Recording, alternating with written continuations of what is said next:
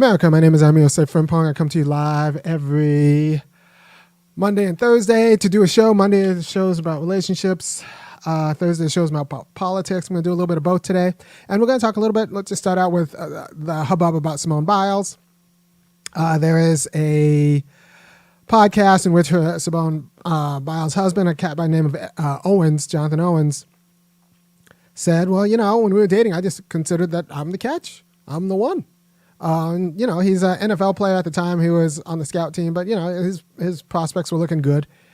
And he just assumed when they were dating that he would be like, it would be her pleasure to end up with him. And you know what? He was right. He is the catch in that relationship. And I say this as a person who actually likes Simone Biles. I think she's lovely. I think she's wonderful. I think she's great.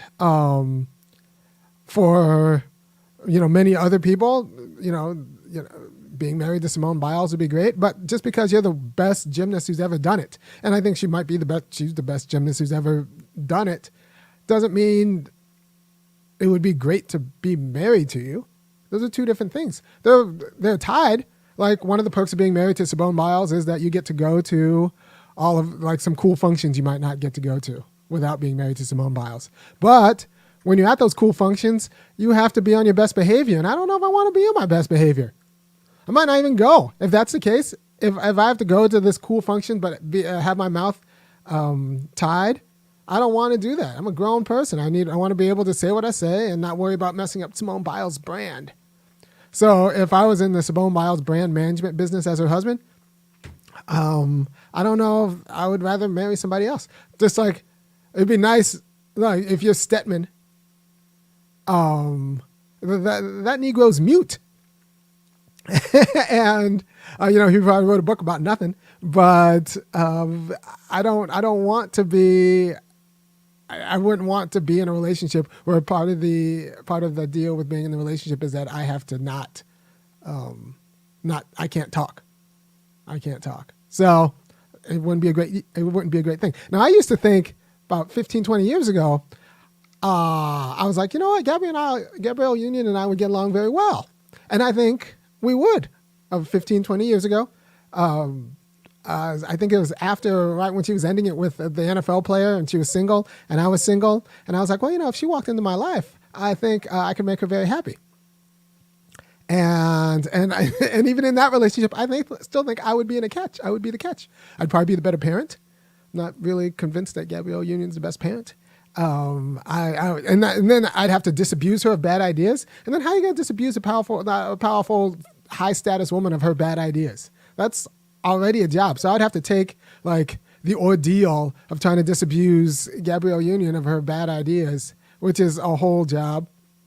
Because everyone's going to be telling me I should be grateful to be with Gabrielle Union. And when like it turns out that if she's a bad parent, I'm going to want to have to tell her that she's a bad parent because it's our kid.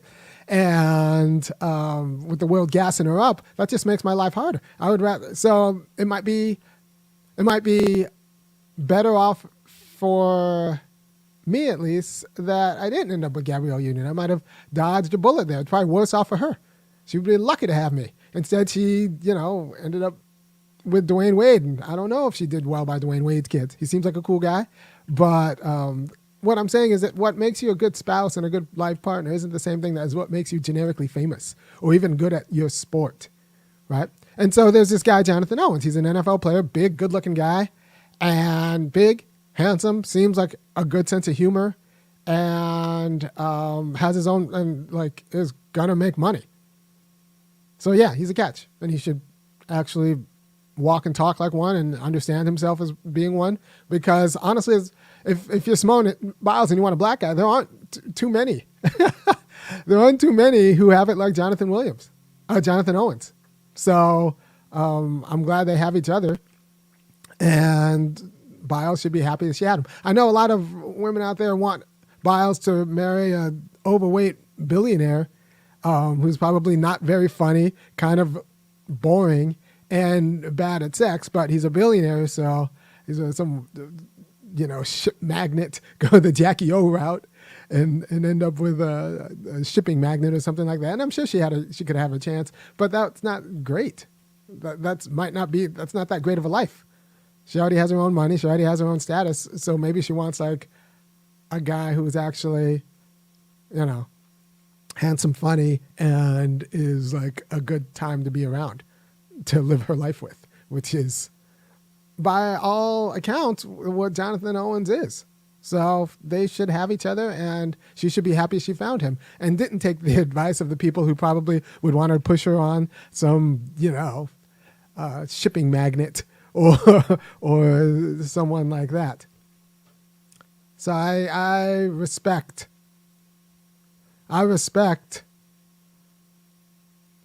Jonathan Owens knowing his value. Like, I for those who just assume that just because Simone Biles is a fantastic gymnast, that she is automatically the most eligible person in the world, that's ridiculous. I don't care about that. I mean, I want her to be good at something. It's cool. It's cool. And what I like about her is that in every interview I've seen of her, she seems cool, which is as important as her being in terms of wife. It's as important as, the fact that she's the best, gymnast who ever did it. And let's be honest, it's easier for Jonathan Owens to find a cool girl to be his wife than it is for Simone Biles to find a cool guy to be her husband. So, she's lucky to have him. And I'm glad they have each other.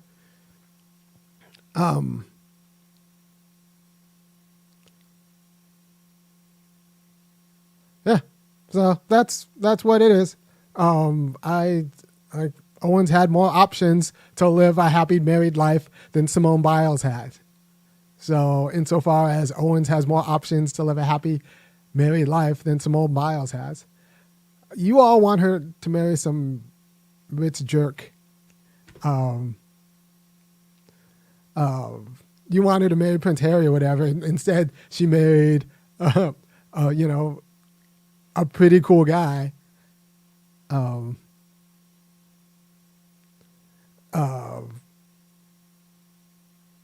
Yeah, and she married a pretty cool guy who's has a pretty good sense of humor and makes her laugh and is handsome and seems probably going to be a good dad. That's better than the guys you would have her with, right? So Owens is right. Owens is the catch, and I've dismissed that. Someone said that Simone Biles could have married Zac Efron. Well, Zac Efron was into her, but maybe she wasn't into him. It's possible Zac Efron was more boring than this guy. And why should she have married Zac Efron? What's so great about Zac Efron? He's, yeah. So I don't really know. So I think Biles got a great husband, and Owens got a great wife, and they're going to be, I hope they're happy, and they should be happy with each other. And insofar as Owens had more options for a great family life from the infinite number of people, so from the infinite number of people who would have gotten with him, I think Owens is at least as good, or probably a better catch than she is. But I think they're happy, and I think they're wonderful people. All right, so let's talk about the whites divorcing. So I'm hearing tell of stories of all of these kind of working class white guys getting dumped by their wives, and this is the South, so most of them are jerks anyway. But I find it's sad because I'm a fan of marriage, and I think people should actually. I think there's a peculiar kind of freedom that can only come through marriage and the kind of togetherness that comes with marriage. But it's also hilarious because these guys are jerks. But you have these women who knowingly marry guys who are jerks because they think the guys will provide and protect. And then when it turns out that for some reason the women don't need their protection or provision or whatever, the guy can't provide and protect, they get rid of them. And they either try to find a different guy, or they or they realize they don't want any guy or whatever, regardless of any kids involved. And I think the culture of casual divorce with respect to kids is a form of child abuse. We just have a culture of child abuse that we've normalized. And people say like, well, a loveless marriage is bad for the kids too. No, it's not as bad as one where you have to schlep from one house to another half the week, and where you pretty much functionally have two warring households and no unified vision of what to do and how to be in society. No, that's horrible for kids. That's horrible for kids. It's degrading. Now, you put up with each other until the kids get out, and you do the responsible thing. Once they are out and flown, then you can split up. But you stay together for the kids. Like, I am a pretty involved father in a way that if for some reason my wife and I got divorced, we're not going to get divorced. We're great. But the idea that I could do what I do with my kids on half time is laughable. It's laughable. My kids would take a huge hit because being a parent is an everyday activity. It's not something you can just kind of pass off. But the problem is with these poor whites is that they were raised themselves by jerks. And, both mothers who were jerks and fathers who were jerks. And so these white guys don't know how to be anything else, or can't really, not the smartest group, the poor and working class ones. So they don't really know how to be anything else except like a poor imitation of their parent. And then since the culture isn't holding the marriage together and the money's not holding the marriage together because women have options, they get divorced. The woman dumps them. The kids suffer, but it's really kind of sad. So if I were a white guy making under $60,000 a year, I would, you got to walk on eggshells. I feel like if you're a white guy under $60,000 a year, your wife is already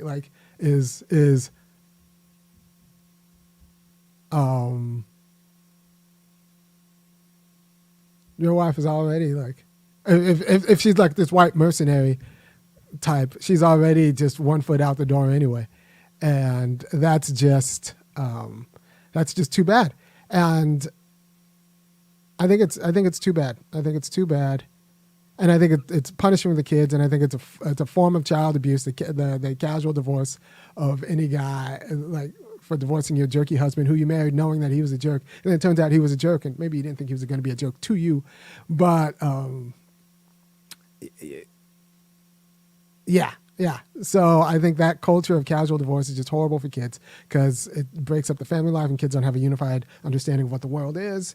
And that just ends up with confused and reticent kids who have a hard time making decisions about a lot of important things or they have a hard time reasoning with other people because that didn't work to save their marriage. So, save their parents' marriage. So it's just a mess for kids. The culture of child abuse. There's going to be a lot of cap in the comments about how it's not that bad, or it's a loveless marriage is bad, but that's all garbage. You just don't care about kids as much as you care about wanting what you want when you want to. Screw your kids. You're just as bad as the people who spend all of their money, all of these retirees who spend down their kids' inheritance just because they can. There's no difference between you and the people who do a casual divorce. It's horrible for kids. It is non-ideal. It is non-ideal. And it's not ideal for people either. So in my world, we raise better people so that marriages stay together and people know what they're doing when they get into it and when they have kids. But short of that, we need to get rid of this culture of child abuse that is the culture of casual divorce. Because kids need access to both parents. Kids deserve access to both parents. They don't need it. They could survive without it, but they'd be better if they had it. And there is a problem. I mean, one of the reasons why this is so attractive, the culture of casual divorce, is that we don't understand parenting as something that actually requires both knowledge and skill, or that especially fathers actually contribute to the education of their children. We just don't think that's serious, and we're surprised when it turns out single moms are bad at a lot of aspects of parenthood. right? Because let's say you grow up in a hugely gendered society, That means what you know, and you're a woman, what you know has been hugely gendered, so you only know a filtered part of the world. Everything in your world has been filtered by other guys who are organized to be nice to you, because that's part of what it is to be, a woman. You have life on easy mode, right? If your mom was a stay-at-home mom or whatever, all you've seen is life on easy mode, right? That person isn't going to be the best person to teach the next generation about the world. Even in my own household, I'm the tough one. Like, I'm harder on my kids because I understand the world to be harder than my spouse understands the world. One of us is right, but my kids are going to be tough because I understand the world to be tough. So you get these single moms who are just bad at it because they don't understand how tough the world really is and how much it's not life on easy mode, and then they end up raising whores. Useless guys and then whorish women because they low-key thought that they low-key taught their kids that the world was going to be nice to them based on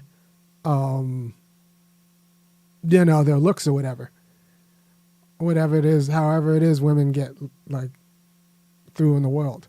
And even if the father's bad, even if the father's a jerk, the fact that he has a different understanding of the world but the same relationship with the kids is going to be good for those kids, because he will actually be honest to the kids about the world in a way that the mom in this hugely gendered society is not equipped to be. So if you're just raised by the mom, you're going to get a distorted notion of the world.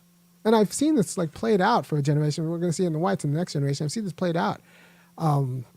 People with huge commitments to gender identities and don't know that they have huge commitments to gender identities, then divorce, and then only teach one half of the world or one part of the world to their kids. And it ends up with kids who would have been better off in being raised by a loveless marriage on top, but being raised with both parents in the house. Someone says we need more male teachers. That's true. We do need more male teachers, but we just need more fathers. And we need women to actually understand that they don't know as much as they think they know. Mothers do not know as much as they think they know about what it is to raise a kid. Especially, and I'll tell you point blank that liberal white women are the worst parents in the United States. And this segues into my the last thing about joyful kids. People look at my kids, and my kids are pretty awesome, right? So my kids can do a lot of things, and they do a lot of well, and when they win, they're pretty happy about it. So people assume, well, your kids just get so much joy out of what they're doing. No, they hate it. They hate the practice every day. They get joy out of being good at it, but they hate the practice every day. And if I were, if I had less of a spine, I would knuckle into them. I mean, I would fold when they started crying or started whining and saying they don't want to, and I pretty much have to be very careful around the other, especially with my daughters. I have to be very careful. The white women, the women, but especially the white women, I have them around because a lot of liberal white women are useless and they and are bad parents, but they don't know that, right? So they will kind of give my kids the notion that it's okay to be useless in ways that it's not okay to be useless. So I'm very, very, very fastidious around the women my kids are around, especially white women my kids are around, just because.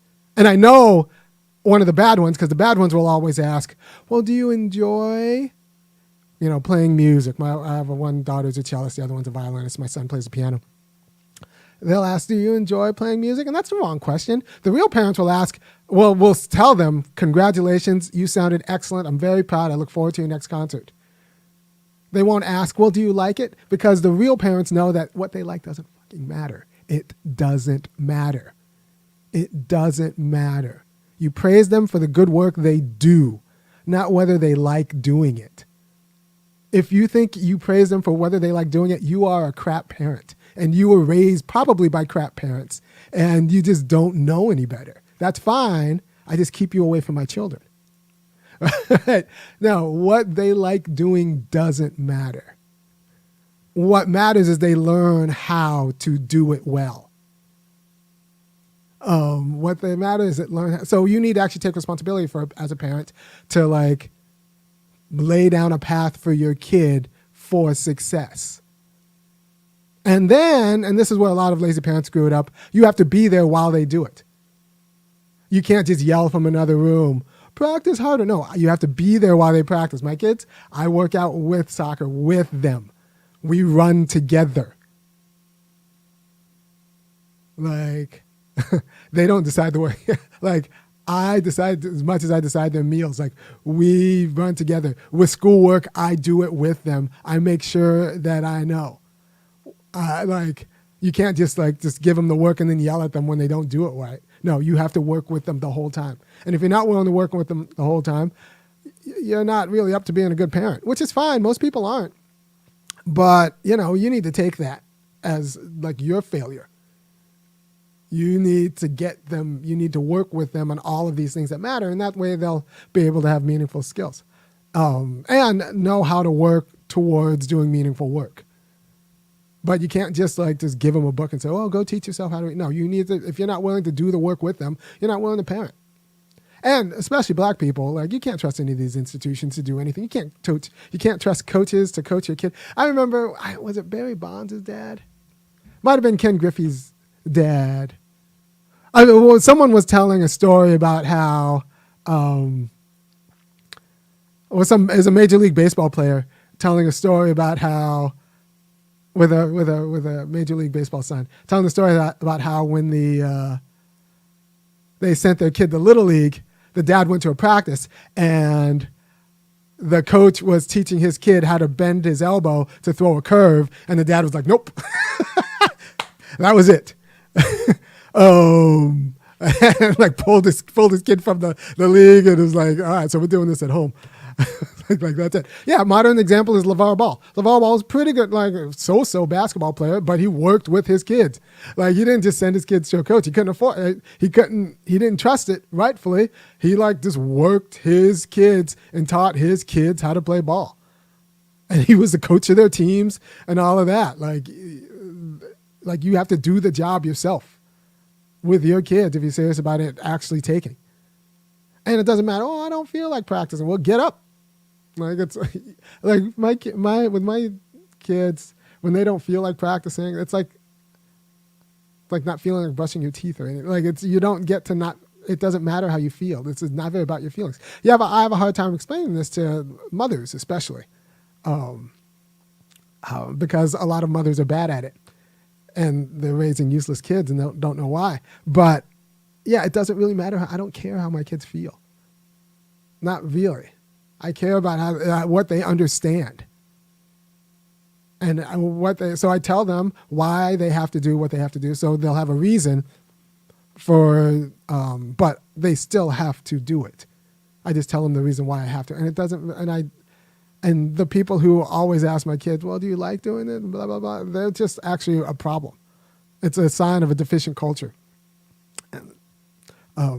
So these parents, the bad parents I'm talking about who thinks kids should enjoy it. When they're single parents, they're awful parents because they don't know how much of the actual raising was done by, the male figure in the house. Right. Now, if you're not tied to a gender identity, that big of a deal, you might be a better single parent. If you are tied to a gender identity, then you're going to be a bad single parent because you're not, you don't know enough.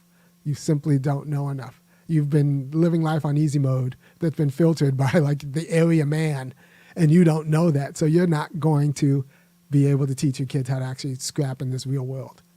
You don't know enough. So if you want to raise joyful kids, tell them what to do, and then you have to be with them in order to as they do it so that they learn how to do it.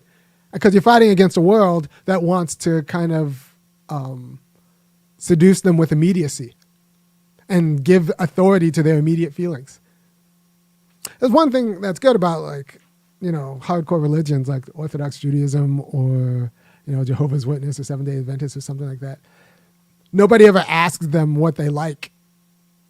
It's never been about when you do the things and you perform the rites. At no point in time do people ask the kids if they like to do it. It's just what is done. And you can say, well, it's what's done because it's what the Lord intended.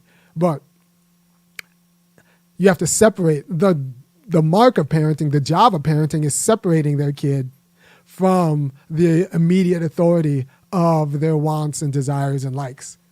And so you could use religion to do that, or you can just use kind of thought and ethics to do that, or force to do that. But you have to do that, because if you don't do that, you're just creating a little narcissist. And then you're surprised when your kid ends up on drugs, because you've taught them that they should be able to do whatever makes them happy. And you know what makes them happy? On drugs, right? They don't have any sense of responsibility and can't do anything, because being able to do things takes work and a kind of ethic that they've never actually developed, because you were never there to develop it with them.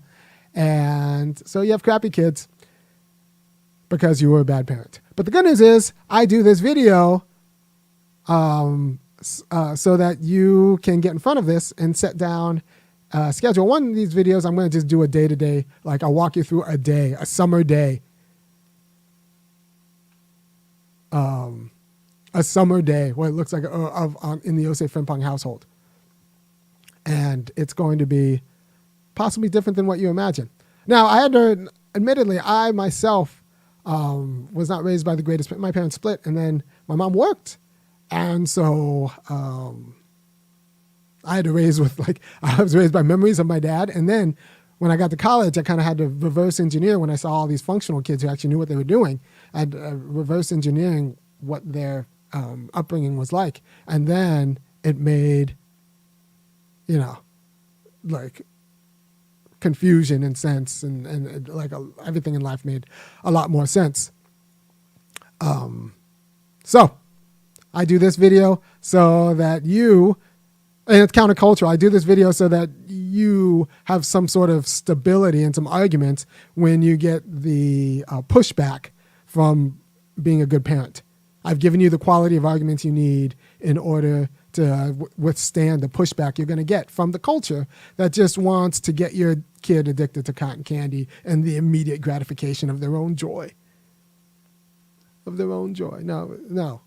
Your job as a parent is to separate your kid from the authority of their feelings, and the authority of their immediate feelings. And anyone who tells you anything different is might as well be a drug pusher. Immediacy is the enemy. Immediacy is the enemy. All right. Thank you for your time. If you appreciate what I'm doing, which I think you should, because I might have saved you both a divorce and, a lot of money on rehab for your kids because you kind of phoned it in as parents. Go ahead and go to www.funkyacademic.com, kick in $5, $15, $50 a month, and I'll keep doing what I'm doing. And I will see you next week. Peace.